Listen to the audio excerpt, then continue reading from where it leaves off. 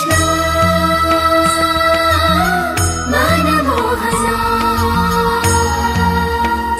नम्मा गोपाल नम्मा कृष्ण।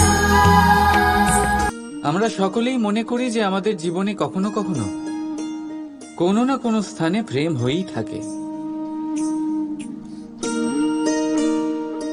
সেটা মাতা পিতার আর সন্তানের প্রেম হোক, জ্ঞানীর জ্ঞানের সাথে হোক, কোনো শিল্পীর নিজের শিল্পের সাথে হোক, ইত্যাদি ইত্যাদি।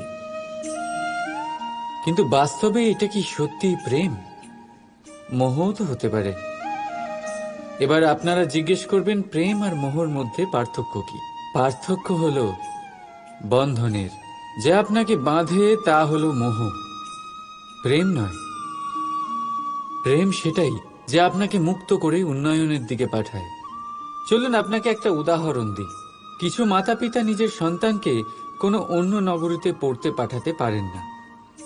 নিজের সন্তানকে তার বন্ধুদের সাথে খেলতে দিতে পারেন না। চিন্তা করেন যে তাদের সন্তানের যাতে কষ্ট না হয়, আর তাই জন্য তাদের বেঁধে রাখেন। এটা প্রেম নয়, এটা মোহ। কারণ যদি এটা প্রেম হতো তাহলে ওনারা চাইতেন যে সন্তান মাতা পিতার আশ্রয় থেকে বেরিয়ে এই সংসারকে দেখুক, তাকে বুঝুক, আর তার থেকে জ্ঞান অর্জন করুক, নিজের অভিজ্ঞতার থেকে শিক্ষা নিয়ে নিজের একটা ব্যক্তিত্ব বানাক। মনে রাখবেন, মোহ থেকে ভয় জন্ম নেয়, আর প্রেম থেকে শুধুই আনন্দ। সেই কারণে বাঁধবেন না, মুক্ত করুন, কারণ এটাই প্রেম। রাধা রাধা। এই ফলটা দেখছেন আপনি? এটা সেই ফল যেটা গাছের সবচেয়ে উঁচু ডালে পাওয়া যায়,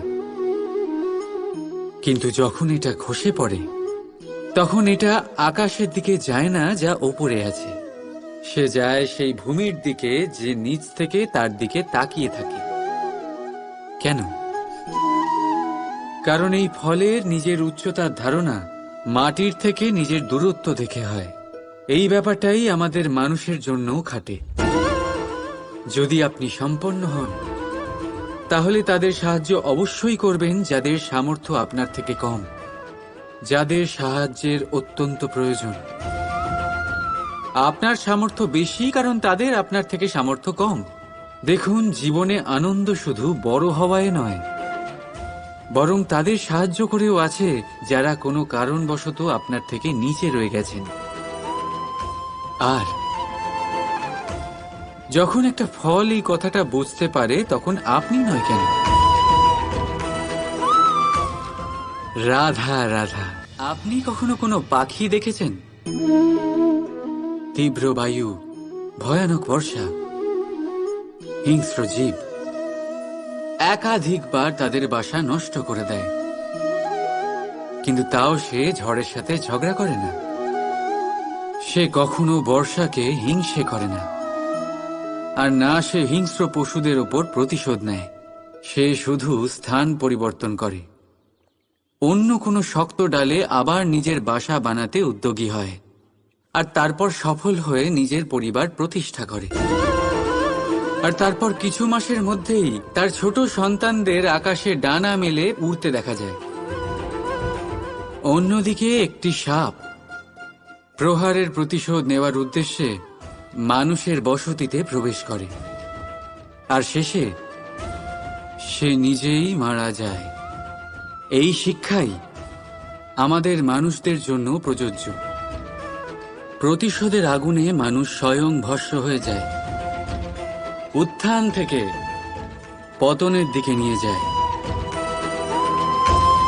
তাই যদি জীবনে উন্নতি করতে হয় তবে পরিবর্তনের চিন্তা নিয়ে কর্ম করুন, নয়তো প্রতিশোধ আপনাকে রসাতলে তলিয়ে দেবে। রাধা রাধা। অগ্নি জীবনে খুব মহত্বপূর্ণ হয়। এই অগ্নি উজ্জ্বলতা হয়ে আমাদের জীবিত রাখে। কিন্তু ভাবুন, যদি এই উজ্জ্বলতা ক্রোধের অগ্নি হয়ে দিকভ্রষ্ট হয় তাহলে কি হবে? একটা ছোট পাতা দিয়ে শুরু করে গোটা বনকে ছারখার করে দিতে পারে। ঠিক সেরকমই মানুষের ক্রোধের আগুনও অন্যদের তো ভস্ম করেই, কিন্তু তার পূর্বে স্বয়ং নিজেকেই ভস্ম করে দেয়। তাহলে কি করা যায়? কি করে নিয়ন্ত্রণ করা যায় তাকে? উত্তর হলো তাতে জল ঢেলে দিয়ে, জলের মতো বইতে দিনে কি। ঠিক সেইভাবে যেমন সূর্য নিজের অগ্নিকে তেজ বানিয়ে আপনার কাছে পৌঁছে দেয়। এটাই পার্থক্য সূর্যের অগ্নি আর ক্রোধের অগ্নির মধ্যে। সূর্যের অগ্নি বিচ্ছুরিত হয়ে প্রতিফলিত হয়ে আসে, আর সেই জন্যই তাকে তেজ বলা হয়। অন্যদিকে আমাদের ক্রোধের আগুনের কোনো সীমাই থাকে না। তাহলে নিজের অন্তরের শক্তিকে ক্রোধের আগুন বানিয়ে জ্বালাতে চান, নাকি উজ্জ্বলতা বানিয়ে বিস্তারিত করতে চান? সিদ্ধান্ত আপনার। রাধা রাধা। আমাদের সকলের জীবনে কখনো না কখনো পাথর দ্বারা আঘাত লাগেই, আর এই সংসারও আমাদের ওপরে কখনো না কখনো পাথর বর্ষণ করে। কখনো আমাদের খারাপ ভেবে, আর কখনো আমাদের অসফল ভেবে, কখনো আমাদের বুদ্ধিহীন ভেবে। কারণ অনেক আছে, কিন্তু এই পাথর দ্বারা আমরা আঘাত পাবো কি পাবো না তা সম্পূর্ণ আমাদের হাতে। হয় আপনি এই পাথরের আঘাত পেয়ে চোখের জলে ডুবে থাকতে পারেন, আর নয়তো যদি আপনি চান তাহলে এই পাথর দিয়ে সেতু বানিয়ে সকল সমস্যার সাগর অতিক্রম করতে পারেন। সিদ্ধান্ত আপনার। এই পাথর এ হলো প্রতীক আমাদের নিন্দার, আমাদের আলোচনার। যে এই আলোচনা নাকারাত্মকভাবে দেখবে সে শুধুমাত্র কষ্টই পাবে, আর যে এই আলোচনাকে নিজের বিকাশের আধার বানাবে সেই সাফল্যের চূড়ায় পৌঁছবে। তাই মনে রাখবেন, আলোচনা আপনার শত্রু নয়, আপনার সবচেয়ে বড় মিত্র। রাধা রাধা। কথায় আছে সবকিছু সীমা থাকে, মুশকিলের, কষ্টের, সংকটের, অন্ধকারের। যার কোনো সীমা নেই তা হলো কেবলমাত্র কঠোর পরিশ্রমের। আপনি নিশ্চয়ই দেখেছেন, রাত্রি যতই অন্ধকারময় হোক তারারা পরিশ্রম করে তার সাথে লড়তে থাকে, আর অবশেষে সকাল হয়েই যায়। ঝড়ে পাখিদের বাসা ছিন্ন বিচ্ছিন্ন হয়ে যায়, কিন্তু পাখিরা নিজের পরিশ্রম দ্বারা তা আবার বানিয়ে নেয়। কারণ যা সীমিত তাকে অসীমের কাছে হারতে হয়, আর পরিশ্রম অসীম। রাধা রাধা। বাবুল গাছ কত বিশাল আকার হয়, পিপুল গাছও বিশাল আকার হয়।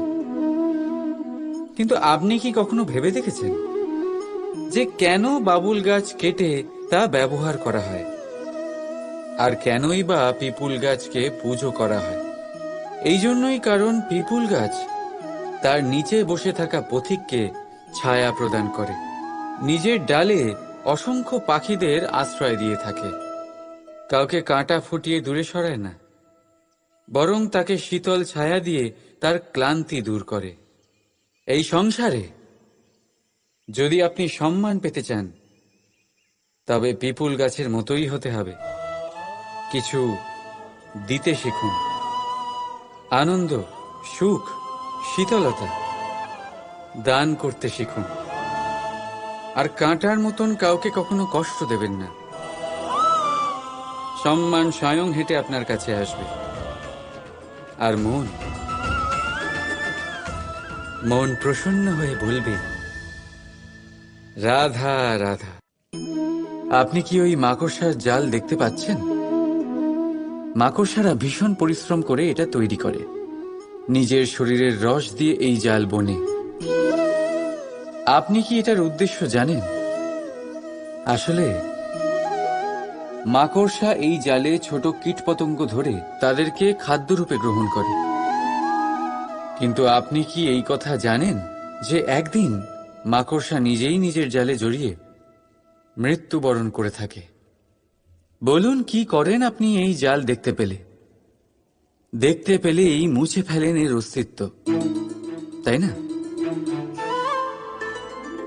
তেমনি অন্যদিকে পাখির বাসা, পাখিরাও ভীষণ পরিশ্রম করে এটা তৈরি করে।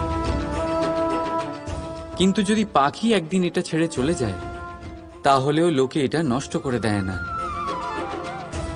কারণটা কি? এর কারণ হলো এর নির্মাণ জীবন সঞ্চারের জন্য করা হয়েছিল, নষ্ট করার জন্য নয়। তাই মনে রাখবেন, জীবনে আপনার পরিশ্রম যতই বেশি হোক না কেন, যদি আপনার লক্ষ্য শুভ না হয়, তাহলে আপনারও বিনাশ নিশ্চিত। তাই সৃজন করতেই থাকুন আর মুগ্ধ হয়ে বলুন, রাধা রাধা। বলুন, শ্রেষ্ঠ কে? রেশমের সুতো যিনি তৈরি করেন, নাকি তিনি যিনি এই সুতো দিয়ে বস্ত্র তৈরি করেন? নিশ্চিতভাবে যিনি বস্ত্র বানান। এবারে বলুন, শ্রেষ্ঠ কে? নদী তটে মাটি ছড়িয়ে রেখে দেয় যে বান, নাকি সেই মাটি একত্রিত করে তাই দিয়ে যিনি মূর্তি বানান সেই মূর্তিকার? নিশ্চিতভাবেই মূর্তিকার। এবারে বলুন, শ্রেষ্ঠ কে? দেবতা আর দানবের সেই দল যারা অমৃত পাওয়ার জন্য এই সংসারে হলাহল ছড়িয়ে দিয়েছে, নাকি মহাদেব যিনি এই হলাহল নিজে পান করে নিজের কণ্ঠে ধারণ করেন? নিশ্চিতভাবেই মহাদেব সর্বশ্রেষ্ঠ। ঠিক এইভাবেই সংসারে ছোট ছোট ব্যাপারকে যারা বড় করে দেখেন, তারা শ্রেষ্ঠ হন না। কারণ ছোট ছোট খুঁটিনাটিকে দ্বন্দ্বে পরিণত করা অত্যন্ত সহজ।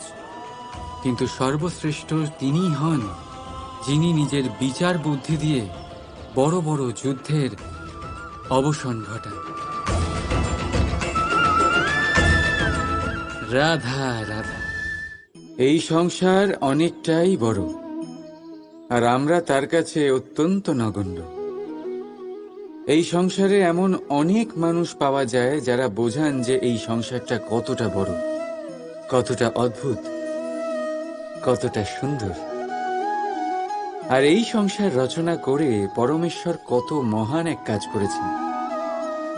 কিন্তু আপনি এই জীবনে মাত্র কয়েকজন মানুষকেই পাবেন যারা আপনাকে এটা বলবেন যে এই সংসারে আপনি কতটা গুরুত্বপূর্ণ, আপনি কতটা অদ্ভুত। যদি আপনি তাদের সাথে থাকেন, তাহলে তারা নতুন কিছু সৃষ্টি করতে পারেন, এই সংসারকে আরো কতটা পবিত্র করতে পারেন। তাই এই সংসারকে গুরুত্ব না দিয়ে সেই মুষ্টিমেয় কিছু মানুষকে গুরুত্ব দিন, কারণ তারাই হলো আপনার আপনজন, আর তারাই আপনাকে সঠিক পথে চালিত করবে। মানুষকে তো বর্ষার স্রোতও বয়ে নিয়ে যেতে পারে, তাকে সাগরও ডুবিয়ে দিতে পারে, কিন্তু গঙ্গা জল সবচেয়ে বেশি শুদ্ধ, কারণ তার কয়েক ফোঁটা মানুষকে মুক্ত করে দেয়। রাধা রাধা। প্রবাহিত নদী কত সুন্দর হয়, বলিষ্ঠ হয়। যেদিক দিয়ে বয়ে যায় সেখানে এক নতুন জীবন প্রদান করে, ধরণীকে উর্বর করে, আকাল দূরে রাখে। আর হয়তো এই জন্যই নদীকে মায়ের মতো পুজো করা হয়। কিন্তু আপনি কি কখনো ভেবে দেখেছেন যে নদীর জন্ম কি করে হয়? এ কি শুরু থেকেই এমন বিশাল আর খরস্রোতা হয়? না, বৃষ্টির ছোট ছোট ফোঁটা একসাথে সম্মিলিত হয়ে এক সূক্ষ্ম ধারা তৈরি করে, আর সেই ধারাগুলি পর্বতের বরফ কেটে তাদেরকে গলিয়ে জলপ্রপাত হয়ে ঝরে পড়ে পাথরের সাথে ধাক্কা খেয়ে তারপরেই সে নদী হয়ে ওঠে। ঠিক সেইভাবেই এত সহজে কেউ মহান হয়ে ওঠে না, ছোট ছোট চেষ্টা মিলে এক বিশাল ব্যক্তিত্ব তৈরি করে। তাই জীবনে সর্বদাই চেষ্টা করতে থাকুন। অস্তিত্ব নিজে থেকেই প্রকাশ পাবে। রাধা রাধা। মিষ্টি জল সবার পছন্দ, কিন্তু নোনতা জল কেউ পছন্দ করে না। এইবার ভাবার বিষয় হলো মুক্ত, যা সমুদ্রের গহ্বরেই তৈরি হয়। নোনতা জলের মধ্যে থেকেই প্রতি মুহূর্তে অন্য প্রাণীদের থেকে বেঁচে নিজের অস্তিত্বকে বাজি রেখে ঝিনুক মুক্ত প্রদান করে থাকে। কখনো ভেবেছেন কেন? কারণ সংকটের সম্মুখীন না হয়ে, চরম পরিস্থিতির সাথে না জড়িয়ে আপনার কখনোই সুখ প্রাপ্তি হবে না। তাই নির্ভীক হয়ে সংকটের সম্মুখীন হন আর আমার সাথে ভালোবেসে বলুন, রাধা রাধা। ধন মানুষের জীবনের সবথেকে বড় প্রয়োজনীয়তা, সেই অস্ত্র যার দ্বারা মানুষের জীবনের অনেক সংকট দূর করে দেয়া যেতে পারে, সেই মাধ্যম যার দ্বারা সংসারের সমস্ত জাগতিক সুখ স্বাচ্ছন্দ্য লাভ করা যেতে পারে। কিন্তু ধনের দ্বারা আমরা সবকিছু লাভ করতে পারি না। জাগতিক স্বাচ্ছন্দ্য আমরা লাভ করতে পারি, কিন্তু সুখ লাভ করতে পারবো না। সুখের উপকরণ আমরা লাভ করতে পারি, কিন্তু সুখের অনুভূতি লাভ করতে পারবো না। আনন্দ, সন্তোষ, প্রসন্নতা এগুলো ধন দ্বারা লাভ করা যায় না। কিন্তু হ্যাঁ, আনন্দ, সন্তোষ আর প্রসন্নতার সাথে যদি কোনো কাজ করেন তাহলে অবশ্যই ধন লাভ করবেন। তাহলে আসুন আর এই প্রসন্নতার সাথে বলুন, রাধা রাধা।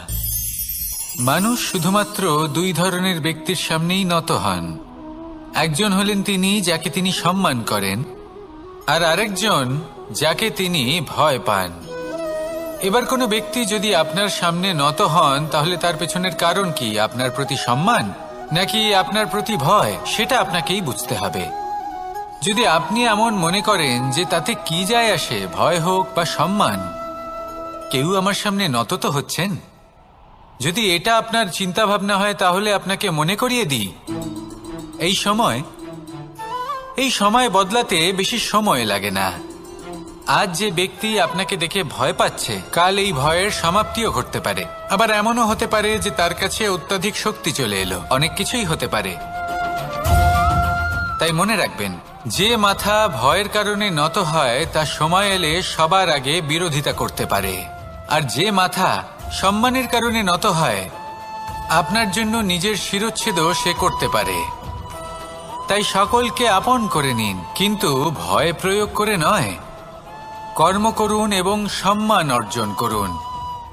শুধু এটাই করুন আর আমার সাথে ভালোবেসে বলুন, রাধা রাধা। আমাদের জীবনে গুরুজনেরা, জ্ঞানী মানুষজন সবসময় একটা কথা বলেন, ধৈর্য ধরো। শুধুমাত্র দুটো শব্দ, কিন্তু কতটা বিশাল সেটা বোঝার চেষ্টা করুন। ছোট একটা অস্ত্র হাতে নিন এবং একটা বিশাল পর্বতে নিরন্তর প্রহার করতে থাকুন। ধৈর্য ধরে সেই কাজ করতে থাকুন। এমন একদিন আসবে, এই বিশাল পর্বতে আপনি একটা পথ তৈরি করবেন। কোনো ধনুর্ধর যখন নিজের বিদ্যা অর্জন করেন, তখন তাকেও ধৈর্য ধরতে হয়, তার নিজেকে সময় দিতে হয়, তবেই সে ধনুর্বিদ্যা শিখতে পারে। সেইভাবে আমাদের জীবনেও ধৈর্য ধরার খুব প্রয়োজন।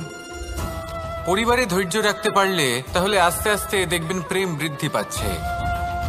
সমাজে যদি ধৈর্য রাখতে পারেন, তাহলে আস্তে আস্তে এই সমাজ আপনাকে সম্মান করবে। যদি নিজের জীবনে ধৈর্য রাখতে পারেন, তাহলে নিজে থেকেই আত্মবিশ্বাস বাড়বে, নিজের বিকাশ হবে। জীবনে সবই সম্ভব যদি ধৈর্য রাখতে পারেন। হয়তো আস্তে আস্তে হবে, কিন্তু হবে অবশ্যই। শুধু ধৈর্য রাখুন, কারণ ধৈর্যই সবথেকে বড় পুঁজি। আসুন আর আমার সাথে ভালোবেসে বলুন, রাধা রাধা। কোনো এক সময়ের ঘটনা এটা। মা এবং বাবা হাটে গিয়েছিলেন। তখন আমি আর দাদা গিয়েছিলাম গরু চড়াতে। আমরা বাড়ি ফিরে এলাম, আর মা সেই সময় একটা কাজ করতেন। যখনই হাটে যেতেন, দরজা তালা বন্ধ করে যেতেন। উনি খুব ভালো করে জানতেন যে যদি ওনার এই মাখন চোর সঠিক সময় পৌঁছে যায়, তাহলে এক ফোঁটাও মাখন আর অবশিষ্ট থাকবে না। এবার ঘটনা কিছুটা এরকম হলো যে মা আর বাবা মাঝে মাঝে হাটে যেতেন, তাই মাঝে মাঝেই দরজা তালা বন্ধ করতে হতো। যখন মা আর বাবা ফিরে এলেন তখন বাবা ভুলে গিয়েছিলেন যে এই চাবির গোছা থেকে ঠিক কোন চাবিটা দরজার তালা খোলার জন্য উপযোগী। উনি চেষ্টা করতে শুরু করে দিলেন। একটার পর একটা চাবি দিয়ে উনি চেষ্টা করতে থাকলেন, কিন্তু সেই দরজার তালা তো খুলতেই চাইছিল না। ওনার মাথা থেকে ঘাম পড়তে শুরু করলো। তখন মা বললেন যে তালা ভেঙে দেওয়া যাক। মা চলে গেলেন আর বাবা বললেন, না না দাঁড়াও, আর কিছু চাবি বাকি আছে, এটা হয়তো খুলতে পারবো। মা হাতুড়ি নিয়ে চলে এলেন সেই তালা ভাঙার জন্য, আর তখনই বাবা শেষ চাবিটা প্রয়োগ করলেন আর দরজার তালা খুলে গেল। যদি উনি চেষ্টা না করতেন তাহলে এই তালাটাও ভেঙে যেত আর চাবিটাও নষ্ট হয়ে যেত, ঠিক কিনা? এবার এই ঘটনাটা আমি দেখেছিলাম আর আমার মনে হলো যে কখনো কখনো এই চাবির গোছার মধ্যে থেকে শেষ চাবিটাও কিন্তু জীবনের দরজা খুলে দিতে পারে। সেজন্য আপনি যদি জীবনে সাফল্য লাভ করতে চেষ্টা করেন, নিজের লক্ষ্যে পৌঁছতে চান, তাহলে হার মানবেন না। হয়তো দেখবেন আপনার পরবর্তী প্রচেষ্টা বা এই অন্তিম প্রচেষ্টা আপনাকে সাফল্যের পথে নিয়ে গেল। তাই নিরন্তর প্রচেষ্টা করতে থাকুন, জীবনে সাফল্য লাভ করুন আর আমার সাথে ভালোবেসে বলুন, রাধা রাধা। মানুষ নিজের জীবনে সেই সবকিছু লাভ করতে পারে যা সে কামনা করে। শুধু প্রয়োজন হলো ইচ্ছে এবং সিদ্ধান্তের। এবারে ইচ্ছে আসলে কি? সেটা হলো এই মনে প্রকট হওয়া একটি ভাবনা, একটি আবেগ। শুধু তা দিয়ে কিছুই হয় না। যখন সেই ইচ্ছের সাথে দৃঢ় প্রতিজ্ঞা জুড়ে যায় তখন বিষয়টা এগোতে থাকে। একটা উদাহরণ দিই, ধরুন আপনি মরুভূমিতে আছেন এবং আপনি মধুর জল পান করতে চান। এটা হলো শুধুমাত্র আপনার মনের একটি ইচ্ছে। যখন এই ইচ্ছের সাথে সিদ্ধান্ত জুড়ে যায় তখন আপনি সেই মরুভূমিতে গর্ত খুঁড়তে চেষ্টা করেন। আর যখন এই সিদ্ধান্তের সাথে নিষ্ঠা জড়িত হয় তখন আপনাকে সেই জল লাভ করার থেকে কেউ বাধা দিতে পারে না। ইতিহাস এটার সাক্ষী, যিনি নিশ্চিত করেছেন তিনি সেই সব কিছু লাভ করেছেন যা তিনি লাভ করতে চেয়েছেন। সেই জন্য ইচ্ছে থাকা খুব দরকার, কিন্তু তাকে সিদ্ধান্তের সাথে জুড়ে নিন, সিদ্ধান্তকে নিশ্চিত করে ফেলুন, সবকিছু লাভ করবেন। আর তখন এই মন প্রসন্ন হয়ে বলবে, রাধা রাধা। বনের মধ্যে যদি আপনি কোনো বিষাক্ত সাপ দেখেন তাহলে কি করবেন? আপনি তখনই তার থেকে দূরে পালাতে চেষ্টা করবেন। আর এটা কেন করবেন? নিজের রক্ষার্থে। এই কথা আমি নয় মেনে নিলাম, কিন্তু নিজের জীবনে এটা করেন না কেন? আপনি যেখানেই যান, যে স্থানেই যান না কেন, প্রত্যেক সময় প্রত্যেক মুহূর্তে এমন বিষাক্ত সাপ আপনি অবশ্যই খুঁজে পাবেন। আর সেই সাপ নয় যাদের আপনি বনে খুঁজে পাবেন, এরা হলো সেই সাপ যা আপনাকে পাপ করতে বাধ্য করবে। আপনার অন্তরের বাসনা, ক্রোধ, অহংকার, লোভ, ঈর্ষা এদের বৃদ্ধি ঘটাবে। দেখুন, বনের এই সাপ আপনাকে একবার ছেড়ে দিতেও পারে, ছোবল নাও মারতে পারে, কিন্তু এই যে পাপরূপী সাপ আছে তা অবশ্যই ছোবল মারবে। কর্ম যদি করেন তাহলে অবশ্যই ফল পাবেন। সেই জন্য যখনই কোথাও যাবেন, যদি এমন কাউকে দেখেন, যদি এমন কিছু দেখেন যে আপনাকে পাপ করতে বাধ্য করছে, তাহলে সেই মুহূর্তে সেখান থেকে পালিয়ে যান। যেমন বনের সাপ দেখে আপনি পালাতে থাকেন। সৎকর্মের রক্ষা অত্যন্ত আবশ্যক। আসুন আর আমার সাথে ভালোবেসে বলুন, রাধা রাধা। এই সংসারের সব থেকে বড় সুখ কি? কেউ বলবেন নিজের লক্ষ্য প্রাপ্ত করা, কেউ বলবেন ধন উপার্জন করা, কেউ বলবেন নিদ্রাই সব থেকে বড় সুখ, কেউ বলবেন রাজ্য লাভ করা, আবার কেউ বলবেন মাতার হাত থেকে খাবার খাওয়া, আদি ইত্যাদি। কিন্তু যদি সত্যি কথা বলি, এই সংসারের সব থেকে বড় সুখ হলো সেবা করা। কখনো কাউকে সেবা করে দেখুন। এই সেবা দ্বারা অন্য কোনো মানুষের আশীর্বাদ লাভ করাতেই সুখ রয়েছে। আপনার সেবা ভাব দ্বারা যখন কোনো মানুষ নিজের অন্তরাত্মা থেকে আপনাকে আশীর্বাদ করে, তার থেকে বড় সুখ আর কিছুই নেই। কারণ প্রত্যেক মানুষের মধ্যে ঈশ্বর বাস করেন। নরের সেবাই হল নারায়ণের সেবা। নিষ্কাম সেবা করাই হল সব থেকে বড় সুখ। তাই নিজের অন্তরে সেবার এই ভাব জাগ্রত করুন। যে সুখের কথা আমি বলছি সেই সুখ অনুভব করেই দেখুন। এই মন সুপ্রসন্ন হয়ে বলবে, রাধা রাধা। বায়ু পঞ্চতত্ত্বের মধ্যে তৃতীয় তত্ত্ব। কেউ একে সমীর বলে, আবার কেউ একে পবন বলে। প্রথম কথা হলো এটাই যে এই বায়ু আমাদের জীবন দান করে প্রতিদিন, প্রত্যেক মুহূর্তে। এই বায়ুর কারণেই আমরা নিঃশ্বাস নিতে পারি, জীবিত থাকতে পারি। এই বায়ুই হলো সেই যা সকল মেঘেদের একত্রিত করে একটি স্থানে আর বর্ষা ঘটায়। আর এই বর্ষার কারণেই এই ধরিত্রীতে অন্ন উৎপন্ন হয়।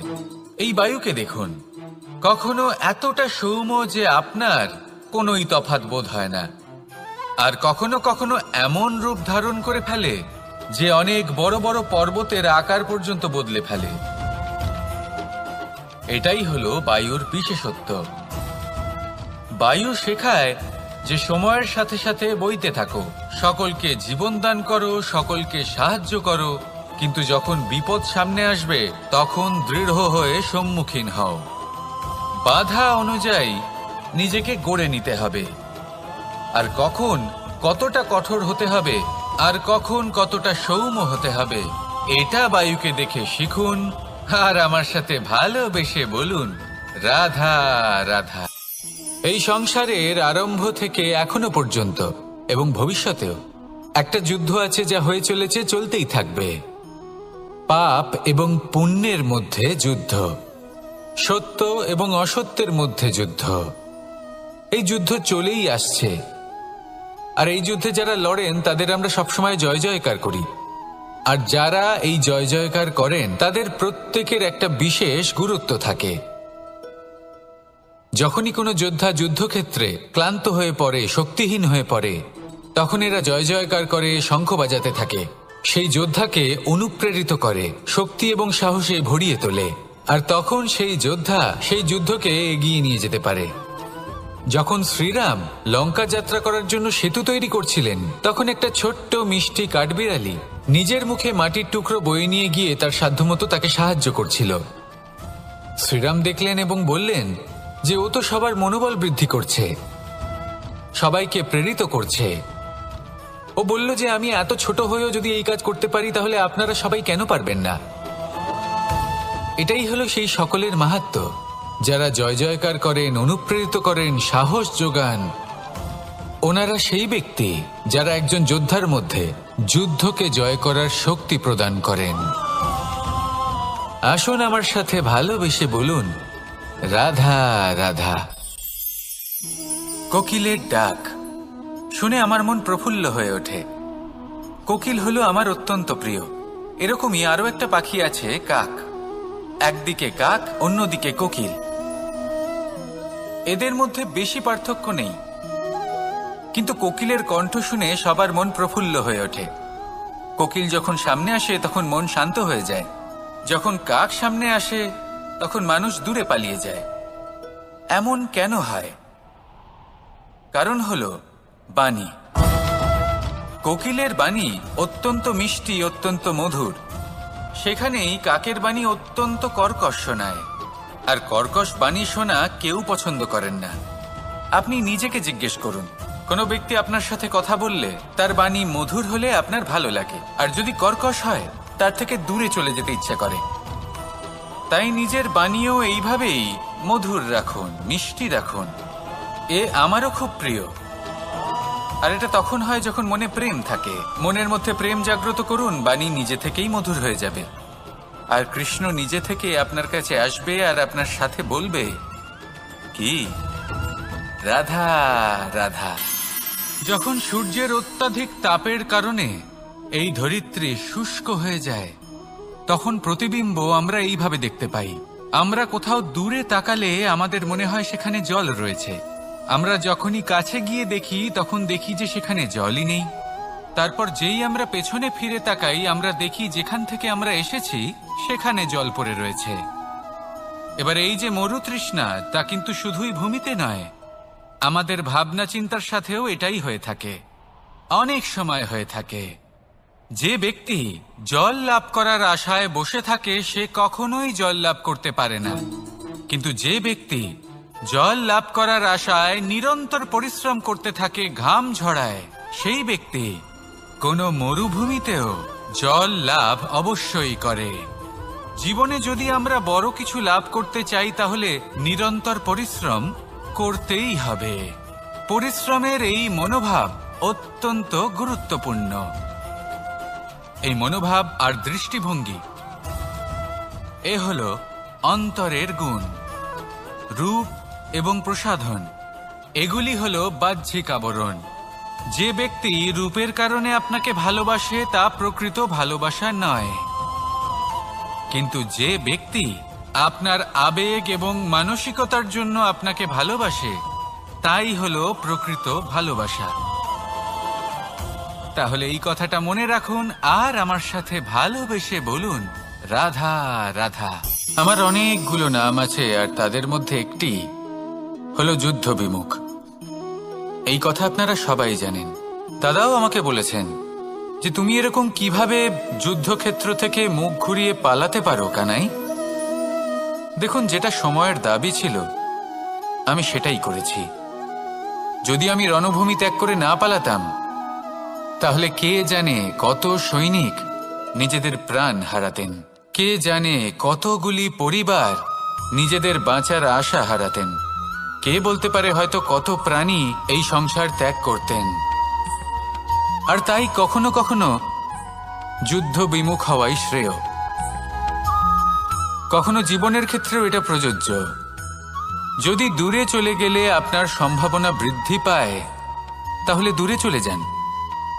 দূরে চলে যান সেই সকল ব্যক্তিদের থেকে যারা কথায় কথায় আপনাকে অপমান করেন, আপনার নিন্দা করেন, আপনাকে বাধা দেওয়ার চেষ্টা করেন, আপনাকে ছোট করেন। কারণ তাদের সাথে থেকে, সেই সকল ব্যক্তিদের সাথে থাকলে যারা আপনার মূল্য বোঝেন না, আপনি নিজের আত্মসম্মান, নিজের আত্মবিশ্বাস, নিজের ব্যক্তিত্বকে নত করে ফেলবেন। দূরে চলে যান সেই সকল সংঘর্ষ থেকে, সেই সকল পরিস্থিতি থেকে যাদের সম্মুখীন হয়ে আপনি কোনো পরিণামেই পৌঁছতে পারবেন না। যদি আপনি এইভাবে যুদ্ধ বিমুখ হয়ে উঠতে পারেন, যদি এই প্রবৃত্তি আপনি নিজের মধ্যে জাগ্রত করতে পারেন, তাহলে আপনার সামনে সেই যুদ্ধ চলে আসবে যাতে বিজয় লাভ করে আপনি নিজের অস্তিত্ব খুঁজে পাবেন। আর সেটাই হলো সবথেকে বড় জয়লাভ। আসুন আমার সাথে ভালোবেসে বলুন, রাধা রাধা।